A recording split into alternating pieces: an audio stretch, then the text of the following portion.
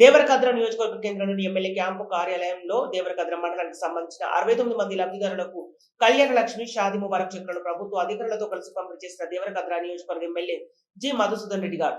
ఈ సందర్భంగా MLA GMR గారు మాట్లాడుతూ మహిళా సాధికారితకు కాంగ్రెస్ పార్టీ కట్టుబడి ఉందని పేర్కొన్నారు.